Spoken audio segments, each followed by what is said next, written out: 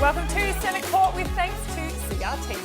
Farming starts with CRT. No matter where you live or what you farm, it starts with CRT. I'm Bianca Chatfield, and alongside me as my co-host, as always, for Centre Court is Madi Brown. We've got to take a breath now. The first international series, of course, between Australia and England has been run and won by the Diamonds. And we're going to get straight into that now with our netball wrap. Okay, Maddie, let's start with game one. It was a 13-goal win to the Diamonds in Adelaide. Then, of course, all the teams went to Sydney. It was a bit of an upset from the English Roses, a 2-goal win against the Diamonds in Sydney. And then Bendigo, last Wednesday night, the Diamonds certainly turned it around, a 13-goal win again, and they were in blistering form for that final game. They absolutely were, B. I mean, obviously 13, the magical number, but for the Diamonds, but also just we finally finished off with a 4-quarter performance. There was, drawn quarters or, lost quarters for the Diamonds, but they finally put that 4-quarter effort together. So I think they would have been stoked with that. I mean, we were all treated, especially people like me at home watching. I was like, yes, it's drawn. We go into that third match. But yeah, they absolutely came out firing and showed why they're number one in the world. Well, of course, we love to talk about netball, but we always love to go straight to the source. And of course, our Diamonds, they're having a little bit of a rest before the next series, but we've managed to track down one of the sharp shooters, and it is Aussie Diamond Cara Koenen joining us from the sunny coast. Cara, thank you so much for joining us. Firstly, how are you feeling post the big win against England? Amazing. Thank you so much, both of you, for having me. No, I think that... Yeah, look, we've had a few days off now, and we have actually just hit the ground running this week back into our little hub training. So we have a good little crew here in Queensland, and obviously Stacey here with us as well to take us through our paces. So hopefully we're continuing to build over the next couple of weeks leading into our next series. Cara, I want to talk about after the loss in game two, what was spoken about? What did you review? Because it obviously just seemed like a totally different outfit in game three, or back to the same kind of form that you were in game one. Like, what did you speak about? Tell us about what happened inside. Yeah, absolutely. I think it was just going back to our processes.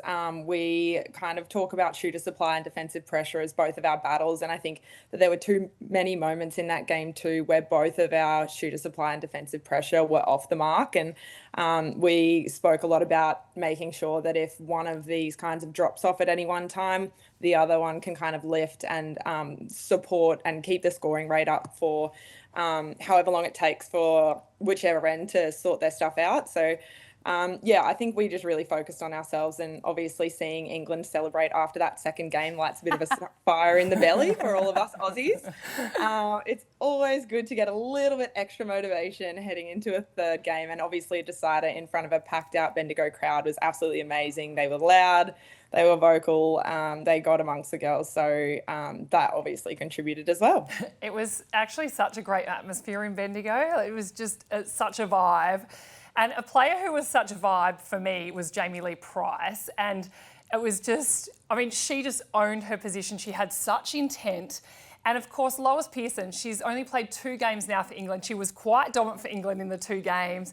Jamie Lee Price went straight up to her. Clow went straight up to her. Sunday Ariang on that transverse line.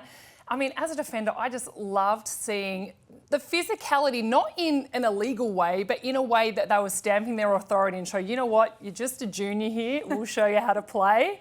I bloody loved it, Cara. What was JLP like before the game? And obviously she wasn't even in the 12. She'd missed out in the 12 in that game too. What was she like in the couple of days in prep? Yeah, absolutely. I think, obviously, I love to see it as well as an attacker who kind of faces it day in, day out when we're in training camp. It's awesome to not have that against me and to see some other attackers subjected to that kind of attention. It's always good to see. Obviously, JLP, it's always hard to sit on the sidelines, I think, missing out on that game too, especially in front of a Sydney crowd. I think she is such a good player, and that she just goes about her business, though. She goes through her processes. She does her video review, seeks feedback where she needs. And she just did all of her homework and all the necessary work behind the scenes, I think, to get herself in the best possible position to take on that wing defence bib. And yeah, I mean, I love watching JLP play because of that fire that she brings and that intensity. I mean, she did cop a warning and we've given her a little bit of flack about that, but we love her for it. Cara, you talk about the intensity, you know, you're training against your teammates. I remember even at Netball World Cup, you guys were like, honestly, training and the prep for these games are sometimes the hardest. Not to discredit your opposition in England or New Zealand or wherever you're coming, but like training is really intense and sometimes it's actually nice to play against different people than your teammates. Can you tell us a little bit about what it's like to be in that environment? Because, you know, we all think, oh, you go away and you train and it's all like that, but it is really intense, both physically and mentally, especially when you're vying for a position in the 12. It's like a selection every single training session, isn't it? Yeah, absolutely. I think that brings a little bit of an extra element that we had to contend with this tour that you don't really contend with at a Commonwealth Games or a World Cup as well. So it adds just a whole other layer of like competitiveness. I mean, none of us need any excuse to go out on court and try and beat one another. But we definitely have targets. So we have a 70% and a 30% split that defensively and attackingly is where we want to be sitting leading into a tournament. And it's always kind of, the question's always asked of the coaches who kind of came out on top in each training session. There's a little bit of a rivalry happening, all healthy rivalries, of course. But yes, absolutely. I think as well, because we get to know one another so well in our SSN environments that it's like, you know, your game inside and out and you know what your opposition's trying to make you do and where they're trying to push you. So you have to just kind of kick it up a notch. And take us, you know, behind the scenes, because we know Madi and I both have been in the Diamonds when you've travelled with a 15 and it can be tricky at times, but we find out the morning of a game from a media perspective around who's in the 12 that day. How do you all find out who's in the team? When do you find out? And then if you're in the team, when do you find out who's in the starting 7? How does that play out behind the scenes for you guys? Yeah, I mean, each time you're kind of prepping as if you were going to be in the team, like in the 12 and on the court. So I think that that's kind of a whole extra level of professionalism that is expected when you're in a Diamonds environment. So it doesn't really come down to the selection that you're like, oh, okay, now I'm switching on and I'm getting into game mode. It's like you're doing all of that prep well and truly before those messages come out. But yeah, it's about a day before and the day of that you find out your whether you're in the 12 or you're on that backbench. But obviously, even if you're on the backbench, you're still bringing your dress and your shoes to training. So everyone's doing the same amount of work. And that's why I think as a Diamonds cohort, we're so big on making sure that it's like a squad first mentality, and it doesn't matter if you're the 7 on the court or you're the 12 or the 15 or in the wider squad. Everyone's contributing the same way, because it really does. It comes down to the teams that win big tournaments and bring home trophies. I think it's because of the depth that we're able to have, and I think it's something we've been blessed with, but other countries are coming, so we're going to have to keep pushing that to make sure that we keep that trophy cabinet fully stocked. And is it a text message from Stacey? Does she read it out in front of the group? Like, how do you actually find out? Yeah, this is kind of obviously wellbeing is a very developing space, and I think that it's something that we've been continually collaborating with the coaches on, kind of figuring out what is best, because those messages can be disappointing. Obviously, everyone wants to be wearing a bib and taking the court on game day. That's the fun bit. The other bit, exactly. The other bit we can go without. No, so I think that so we've kind of, this tour was more of a text message and a phone call and a conversation. But I think what's great about Stace and Richo is that they're always available for feedback, and they're always encouraging for us to approach them and talk through anything if we need to. Cara, I mean, it's about recovery at the moment, but you also got preparation happening. Just quickly take us through what a week at the moment, because you all go back to your home states, but you still have training requirements to attend to. Yeah, so we rejoin our little hubs, which is always fun. We've got a good little contingent here, as now the Fast 5 players have joined us, which is awesome in their preparation for their tournament coming up. So we've got a few more numbers, which is great. But yes, we go and we'll do 3 court sessions this week, keep on top of our strength work, and another couple next week before we head back into camp to do it all again. Oh, that sounds super exciting. We wish you all the best for the prep and, of course, for the New Zealand Games with the Constellation Cup. Thanks so much for joining us, Cara. Thank you, guys. Thanks for having me. Such fascinating insights. And we know, all the different Diamonds coaches, that the captains and the leadership groups, there's always that conversation. How do you name the team? How do you work out? Or even how do you name the squad? How do you let people know that they're in or out? And it's just ever evolving because there's no right or wrong way to do it, and there's no easy way to do it, is there, Mads? No, there's always going to be a hard conversation that has to be had, but we all also know that, they spent time, at camp on those relationships, and it is about the relationships you build within the squad so that when these tough conversations have to happen between player to player or coach to player, that that, I can always go ask for feedback, I can get on top of it, I can go back and work on it in my states. It's not the complete end, but, building those relationships, that sisters in arm culture and legacy is so important, and it really is, like we heard Cara say, it's not just the physical prep, it's the mental prep that you have to obviously work on as well to be in the Diamonds, in the team, on the court. It's constantly evolving. All you want is that respect. A big shout out to Kira Austin as well, who was player of the match in that final Game 3, but she got close in Game 1 and Game 2 and ended up being player of the series. I think she's been in phenomenal form this season with SSN and as well now for the Diamonds. You have to think she is the front runner to take out the Liz Ellis Diamond come the end of the season. It's now time for Maddie's Minute. Maddie, take it away. Well, B, I know it's disappointing that obviously England and Australia, that series is done, but there is another series that is happening across the ditch between New Zealand and England at the moment. And just last week, we saw England get a 1-goal win over the Silver Ferns. And I kind of wanted to talk about how, we're seeing some new faces, we're unearthing some new names. We saw Rudy Ellis for the Diamonds, we saw Lois Pearson and Jess Shaw for the English Roses. And we've just seen Claire O'Brien, which a few Australian listeners and people might have where have I heard that name before? She was a Giant, she was a Swift, she now plays for the Bay of Plenty Magic.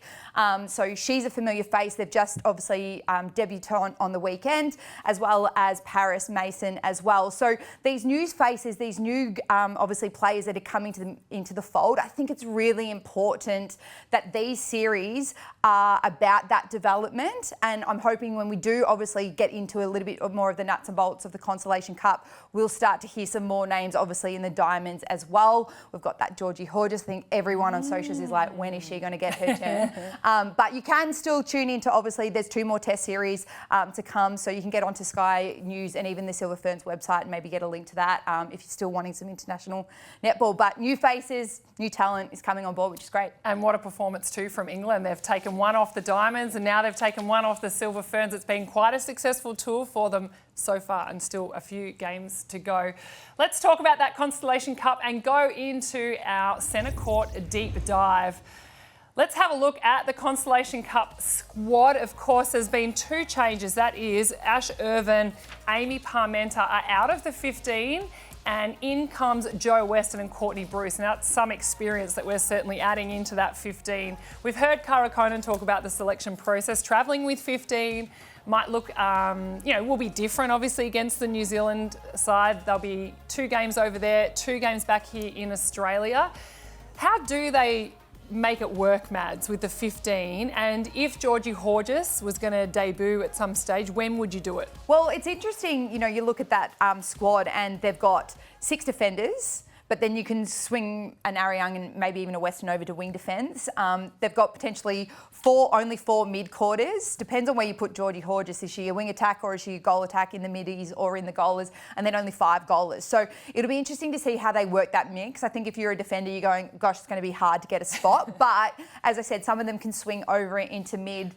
I think it would be really good to see maybe she didn't even get named in the 12. I'd love to see her in the 12. Yes. I think she can definitely get on as that kind of, extra goal attack. We saw Sophie Dwyer get a little bit of time, but also swinging across to maybe a wing attack, and maybe you could push even a Jamie Lee Price to wing defence and even a Liz Watson into the centre, because we also know when major tournaments happen, all it takes is just when you've got back-to-back games, you might need to just throw someone out of a position. So now's the time to just test them, see how these combinations work. I know it's hard being number 1 because we don't want to drop a series. We don't ever want to give anyone a mental edge that they've beaten us. So I understand it's hard for these coaches, but let's learn something about ourselves whilst we've got the chance and, if we drop a game now, so be it. I think we learn a lot about ourselves against England. We can back it up. Yep. So maybe a game 2 or 3, I think that's when they should play around with it, because we've still got, the home games over here in 3 and 4. Yes, I hope game 1 is when we see Georgie Hodges. Put her in, throw her out there. Nothing harder, as we know, Mads, to take on New Zealand on their home courts, because it is a parochial crowd. They get stuck in, and it will be such a great time to debut for Georgie Hodges. So who knows? But you're right, that position where she fits in, how she fits in, is going to be an important little piece of that puzzle. And I think the biggest thing, obviously even just watching New Zealand against England, will be the volume. I mean, the Diamonds have shown that they can shoot 70 and 69 to win. Yes. 59 was a loss, where 59 got England the win. So the volume is the biggest thing, I think, for New Zealand. So it'll be interesting to see what they can do. But we also know Georgie Hodges can shoot plenty of volume. Yes. So it's the supply and demand, which is exactly what Cara said, which I love. Supply and demand to those goalers and defensive pressure for the Diamonds. And of course, seeing Grace Nweke up against the likes of Sarah Clow, Courtney Bruce, I can't wait to see that battle. It's always one to keep your eyes on. Rudy Ellis even. Yeah, and then I think you go, oh, well, Ash Irvin doesn't get a go, but next year Nweke's going to be in our league, so she'll get that chance obviously twice against her, when they play in the domestic league. So that's when she'll probably get a chance to go, you know what? Next time I want to be playing in the Constellation Cup. Definitely. And some more news announced this week is that the 2025 SSN Grand Final will be right here in Melbourne. Of course, it was here in Melbourne in 2023. No Victorian teams in that Grand Final. It was the Thunderbirds and the Swifts. Then it went to Adelaide this season, back in Melbourne next year. Do you like the moving Grand Finals, Maddie? Do you like that they're in different cities each year? Oh, look, I think it's great. I think it sells a real experience. I think, if you're a real netty lover, then start booking your weekend with your girls. Yes. Or you guys, and get them here, start developing, okay, what's our week going to look like? What's our, long weekend going to look like? Booking your restaurants, get everything sorted as to when you want to come to Melbourne and really lap it up and make the most of it. I mean, being a Victorian, I'm like, why, Melbourne, we should just be like the MCG. We should just, JCA should literally have it every single year. Every single year. I mean, I'd love that. I'm a netball lover. So, but I think it's great. I think it's great to obviously showcase the states and obviously just, give back to some people that might not be able to travel. They can actually come, and it doesn't matter who's playing. Yes. You're always in for a ripper game. And if you've been to one of the Grand Finals in the last few years, yes, the Grand Final is big. Yes, having tickets to the game is important. But get tickets to the luncheon that happens beforehand, because there are about 1,000 netball fans all in one big room, and it's just an experience that you have to be a part of. Like, I have been to both of them and they're incredible. So make sure you do that as well when you're organising your trips. Well, Maddie, that's another episode of Centre Court. We'll be taking a deeper dive into what we think is going to happen in the Constellation Cup and previewing those games next week. A big thank you to CRT. Farming starts with CRT. No matter where you live or what you farm, it starts with CRT. We'll see you next week.